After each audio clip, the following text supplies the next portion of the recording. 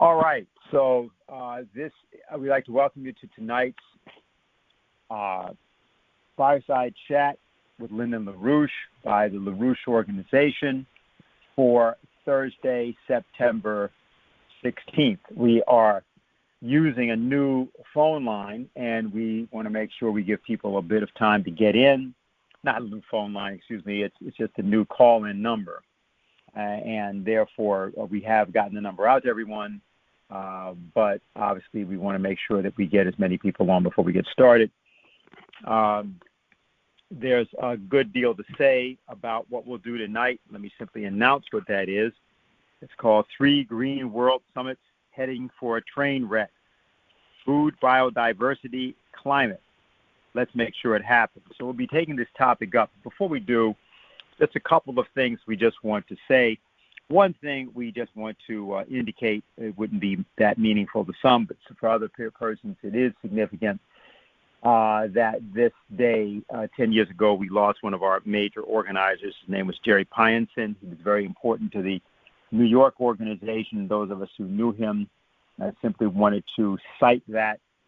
He was pivotal in organizing many of the people that get on these phone calls to this day, particularly in the New York City area. And although he preceded what became known as the Manhattan Project, he was sort of the spirit of what that project later embodied. And therefore, I just want to recognize that occurred. I happened to be there when he passed away in New York City at the hospital. And therefore, those of us who knew him always think about him. And I just want to start with that. Second point I want to make is that this Saturday, the speakers for our meeting will be Harley Schlanger and Mike Robinson of Great Britain. Some of you have heard Mike before. And we'll be discussing, if you will, the story behind what is happening with what's called Global Britain. There are various things that can be said about this. It's certainly notable, for example, that 2 weeks ago everybody was hearing, including from the British, about the decline of and collapse of the special relationship. And then today everybody was hearing about how Great Britain, the United States, and Australia were creating a military compact in the Pacific. So what we like to do whenever we have the chance is to make people aware that the best way and the only way to proceed in terms of understanding what's actually going on in the world is to never follow news media, but rather always look for the higher conception of what is actually unfolding.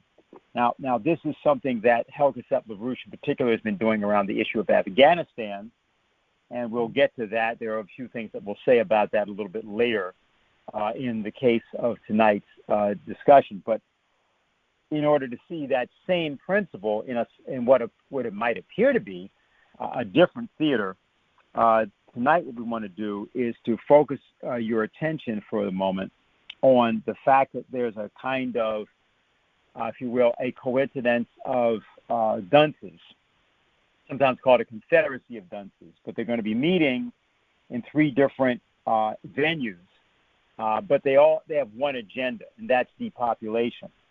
Our agenda, which is not really simply an agenda, but is an outlook, is to make it clear that what we're fighting for in Afghanistan is that which, if achieved, gives us an approach and a standpoint from which to defeat a lot of other nefarious behavior and activity on the planet, particularly as that is expressed in the fraud called global warming.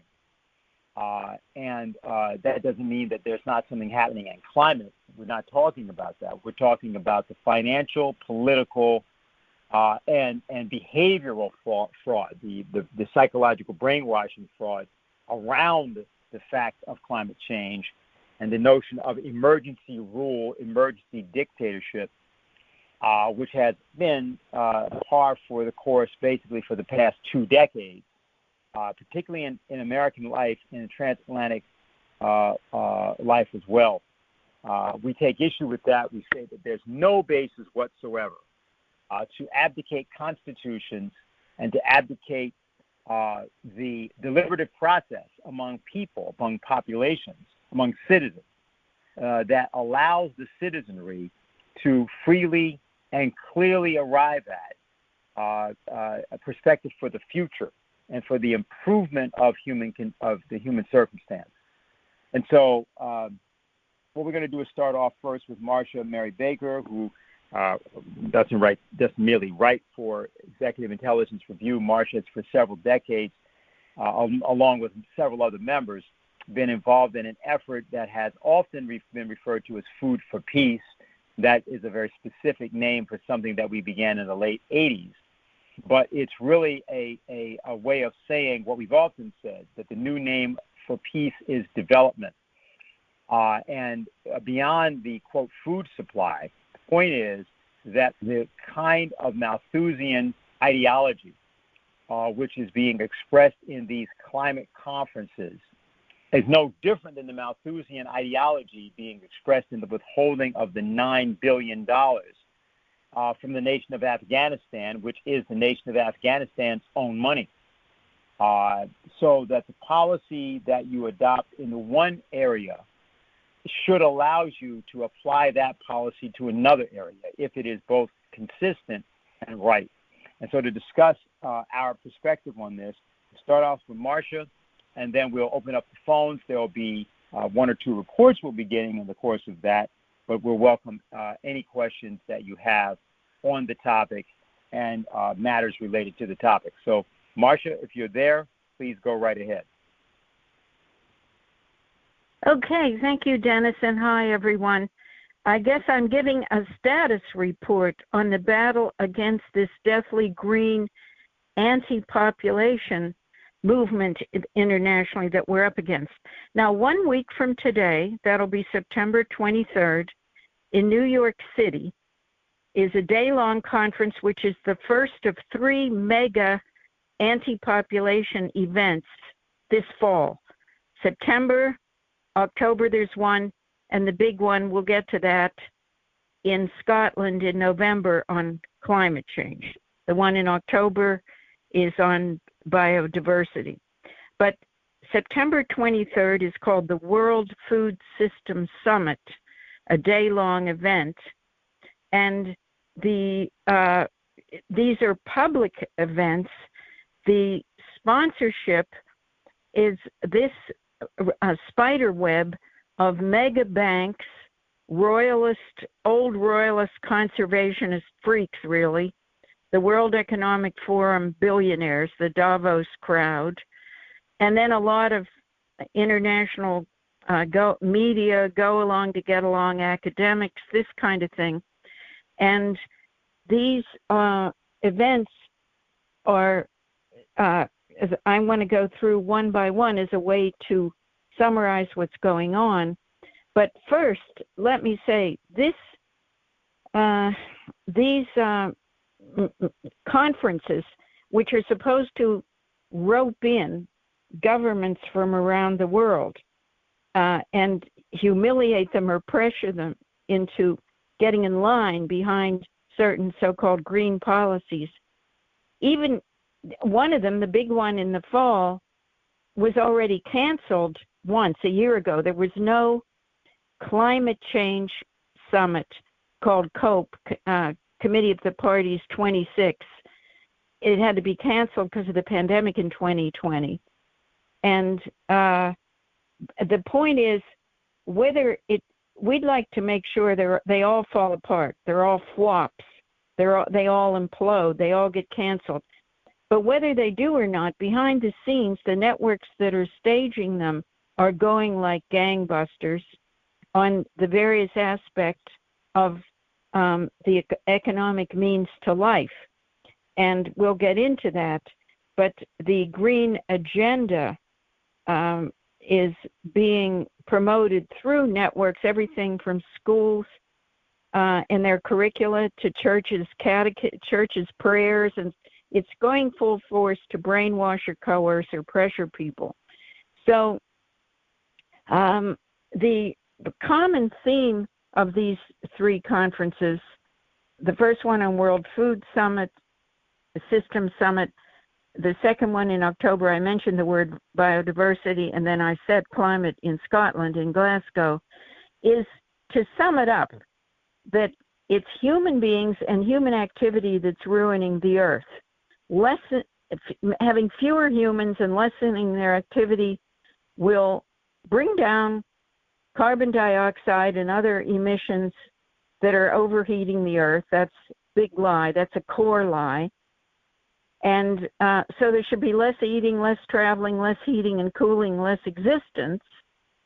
And so the conferences have themes, but it's just a very common, simple thrust that we're facing here and we have to defeat. Now, I will just put on pause for a moment my report, because I hope it goes without saying that we know the opposite is true. The more people we have in the best kind of condition, with hope for the future and livelihoods, the more chance we'll get more Einsteins, more Beethovens, more George Washington Carvers, and more Marian Andersons and so forth, because resources and the means to existence are man-made. We don't have to be confined by chance, so-called natural resources. Natural resources are man-made. That's a great paradox. So that's not my subject right now, but I have to say it. And you know what? It's become very touchy for any leading green figures in the world, whether it's Bill Gates or that unfortunate, miserable young woman, Greta Thunberg, to say, well, how few people would you like? We have 7.8 billion people in the world. What should we have? Well, there is a guy in Colorado, I forget his name now, who says 4 billion. You know, that would be a good balance. So these freaks, it's that specific. So now I want to turn to the three conferences. As I say, the United Nations General Assembly is in New York at the time of this food summit. The Food System Summit is hosted by Guterres, who's the Secretary General of the UN. There's about 80, they just published their agenda yesterday. And there's about 83 nations represented with speakers for a few minutes each.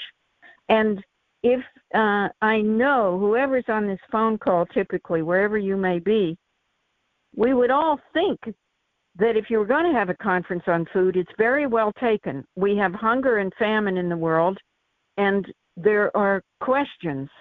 How much food are we growing relative to getting extra emergency food to Syria, Yemen, Haiti, Afghanistan? Well, forget it. Naturally, none of that is on the agenda. I don't have it in front of me, but here are the buzzwords. How to make food systems resilient. How to have nature-based agriculture, as if agriculture isn't nature improved by mankind. So it's this World Food System Summit was thunk up by, in early 2019, the World Economic Forum out of Davos that is a combination of cartel company representatives, people like Bill Gates and others. Occasionally you get real people attending. But they met with Guterres in fall 2019, before the pandemic. He said we have to have a World Food System Summit. And the first person he appointed to be United Nations Special Envoy to arrange it over 2020 is a woman from Africa named Dr. Agnes Kalibata. And the thing is, guess what her job is? She's been employed as president of a foundation in Africa that's funded by the Rockefeller Foundation and the Bill and Melinda Gates Foundation. It's based in Ghana, I believe, called the Alliance for the Green Revolution in Africa, AGRA, A-G-R-A. So this woman represents the interests of keeping the world food system, whether you're in North Dakota or Mali or Nigeria, the same as it is now. And the way it is now has 800 million people in the world with not enough food, has agriculture and farming in Africa totally underdeveloped or and needing of imports. 40% of the grain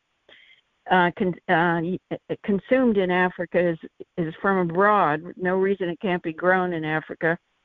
So that's this United Nations woman, Dr. Kalibata. She's heading up the event that's next Thursday in New York City. And what's characterizing the world system, if you look at it internationally, not just here in our own country, is that you have Kenya growing things like green beans and carnations for Europe, or poor Namibia in West Africa sending beef to the United States that then's called grass-fed beef. It's a mess. It's deadly. So what the kind of thing that's proposed, I'll be specific, is well, first let me tell you, there's a lot of opposition and boycotting of anything having to do with the United Nations Food System Summit next Thursday. Many groups around the world have said, we're not going to go, we don't want anything to do with you, because you don't want to change what's bad. But however, sometimes the Alliance for the Green Revolution does advocate using tractors or high-yield seeds. And some of the opposition groups say, we don't want mechanization. We want local, indigenous, traditional farming. We want our own local seeds, even if they're low yield. So you get what's called a gang counter gang. The gang is bad, and the counter gang that opposes them is bad. So that's enough of that. But I think people should know that it's the money and the effort in the City of London, Wall Street kind of financial gang is pushing the fact that they want to talk about food, but make sure that they're proposing kinds of things that will reduce the world food. We'll get into that in a minute. And one example with that is Sri Lanka, the island nation off Indian shores, had a particularly influential flunky woman that's associated with the British Foreign Office, and they said they'd go to all indigenous, organic, whatever you want to call traditional agriculture, and now they have an emergency food situation or desperately need food aid. So that's the kind of thing that's happening on this Food System Summit. Now then you get in October, and what's happened is through the United Nations again, but really run by this these kind of conservationist green cartel crowd circles, there was planned for several years.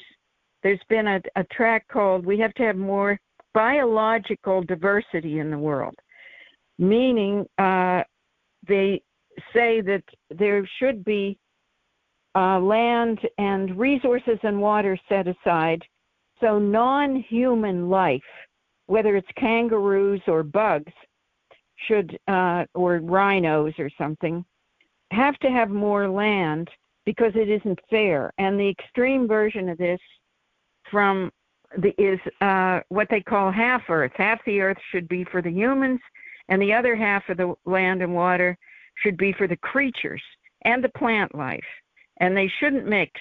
And what's ugly now is this crowd is saying, if you crowd the creatures and have human beings use too much of the world's land and water, you're inevitably going to get diseases like the coronavirus, which is a crossover between bats or ferret cats or civet cats or ferrets or something.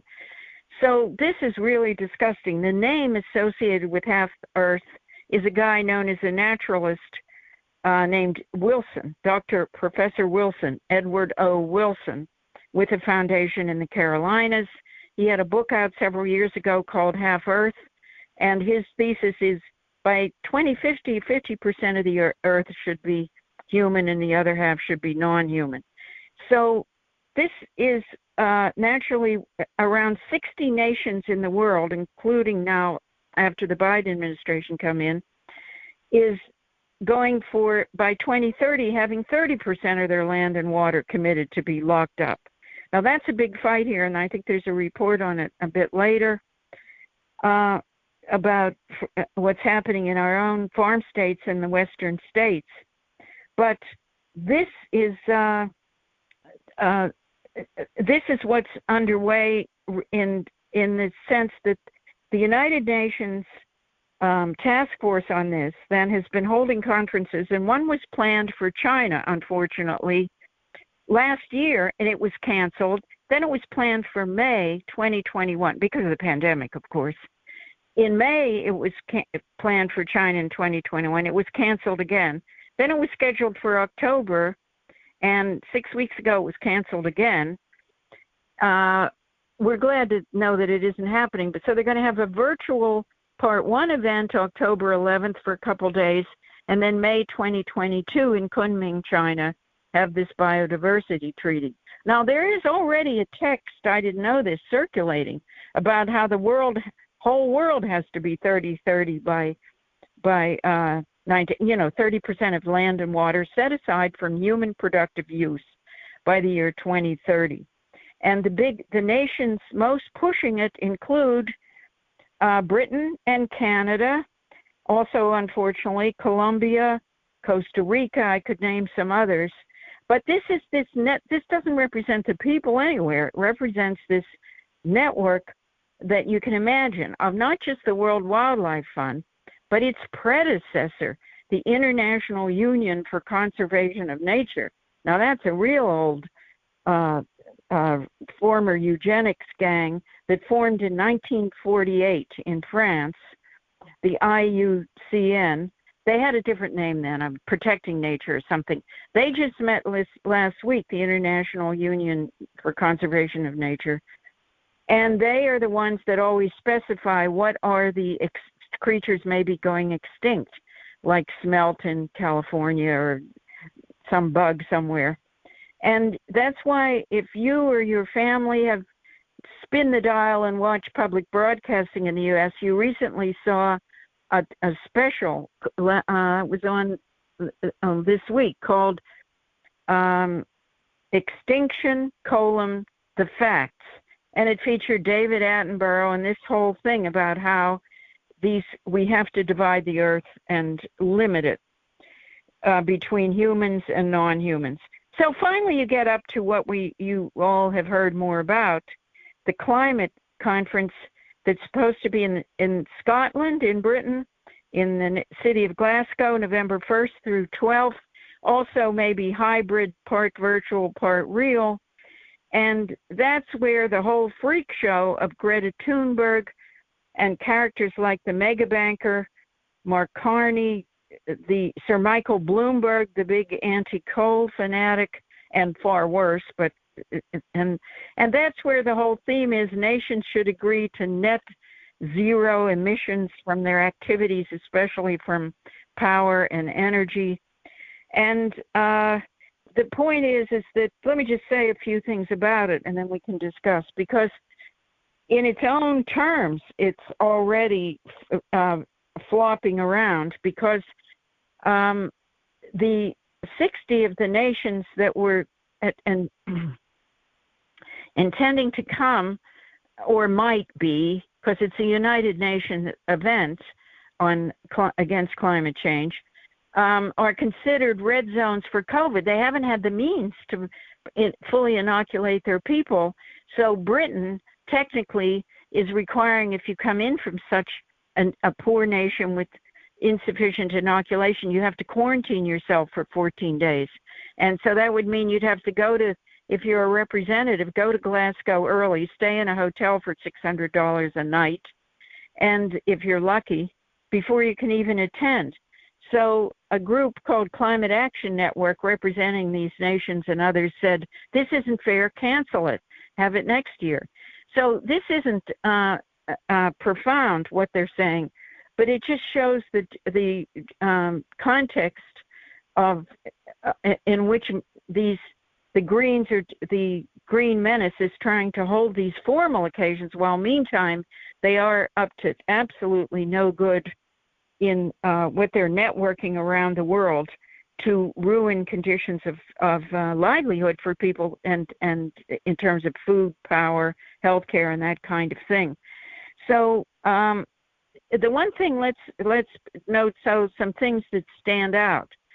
There are, just for people to know, there are a number of nations, top-level people who said we're not going along with this. They haven't said it fully, or let me just give you examples. As constantly and loudly as we might like, saying, like, shut it down, you're all a bunch of green genocidalists. But for example, when it comes to coal, the Australian Resources Minister recently, when a UN guy came to visit and said, you got to shut down your coal, the Australian Resources Minister the next day said, reports of the death of coal in Australia are premature. In other words, we ain't doing it. India did not go to the British pre-meeting which was in July, for the Scottish meeting in November. They just didn't go. India's environmental, or one of its resources or energy minister, I believe, has also said we are going to make the decision about our coal and other power sources to serve our nation, not to serve your agenda. President Putin in Russia a few months ago said we are going to be developing much more our coal resources with high technology clean coal. We intend to export more to China. We're going to develop it. And so you see what I mean? This is going against the agenda that you should reduce CO2, not use fossil fuels, and roll over and die. And I have some other examples. We get the idea. And that's where it comes to also what we have here. We'll hear in a few minutes, I think, directly from Illinois. This past Monday, the Senate of the state legislature of Illinois voted on an energy package, which is a mixed bag of a lot of green crap, but it had in it the measures needed that's going to continue, or it's going to support the continuation of, it amounts to 3 nuclear power plants. I don't know how many reactors, because Illinois, I think, has 6 nuclear power plants. It's one of the leading states in the country, and 4 or 5 of those plants have 2 reactors each. And so we'll hear more about that. But this absolutely goes against the green agenda, goes against what we're talking about, and everything like that is an important line of resistance against this international anti-population drive, something that can be cross-fired and so forth. Because remember, one of the reasons that Egypt or Nigeria or somewhere else might not come forward and denounce this is you have a situation there where they can be threatened with the Libya treatment. It doesn't mean these leaders of these nations are cowards. It means we have the kind of crazed militarization of blocs like NATO, or this new bloc Dennis Beges told about of Australia, Britain, and the U.S. that are real threats. So, but there is tremendous opposition developing about in important ways in India and Russia. There you have Australia, you have parts of our own country. So that leads me to just recap by saying the thing is, the one thing we have is physically, isn't it clear to all of us here and elsewhere, you have extremes calling out for action by any people who are moral and normal. You have emergency needs in places in Africa or Afghanistan or the Caribbean for food, for humanitarian material, for housing, and especially for health care, emergency and long term. And here in our own country, you see the food prices in the supermarkets and so forth to consumer are going way up. You have electrical outages. You have goods shortages all along the supply lines. You have a completely dislocated labor situation where you don't have normal productive modes and a lot of activity. So on the one hand, factories and farmers say, I can't get any workers. And on the other hand, people say, I can't get any goods and it costs a fortune.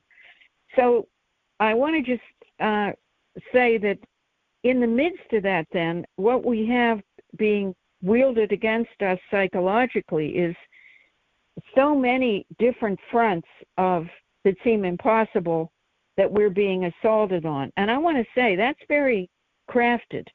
In January, the key guy in this thing called the World Economic Forum, which is the real nest of vipers of old aristocrat billionaire types and everything, a man named Klaus Schwab issued a book called Stakeholder Capitalism. And in that he said what we're going to have now, because he didn't want to use the word Great Reset or Green Reset because that's got a bad name. He said stakeholders everywhere have voices, whether they're in companies or on farms or local citizens or physicians. Everyone should shout with their voice what they need, especially indigenous people. And it's a sick thing that he put out, but that is what we're seeing through the media, that you're getting. I'm going to put it because I know we have some farm state people on, including Illinois as a farm state for sure. So put it in terms of what you get in the media if you live there. For example, as you know, meat is no good for you. We should get rid of cattle, hogs, and chickens. Bill Gates said all developed nations, he said that in February, we're going to have to phase it out. And you get all kinds of publicity about that. Oregon has a petition of the most extreme kind that says no animal should be killed for food. Then you get the idea that whenever there's a storm, and we know the drought in the West and the floods elsewhere, it's not lack of infrastructure, it's just climate change.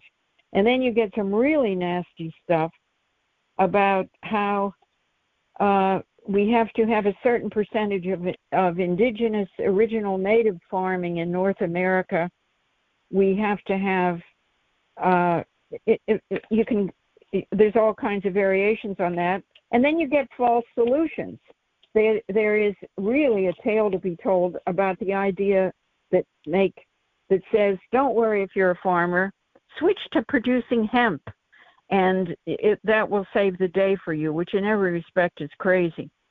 So anyway, I just took that as one example, and that gets us down to the question, I think, that as we fight in different ways, and I'll just give one update about the fight, staying in the agriculture and food sector, because we all have a common interest in food, don't we? We can be eaters, not producers. But you know that over the last year of the pandemic, we had the horrendous situation there for a while where the cartels that run the big mega meat packing houses would take no resources to protect their workers. And the workers suffered terribly from COVID cases and high rates of death, so the plants had to be shut down.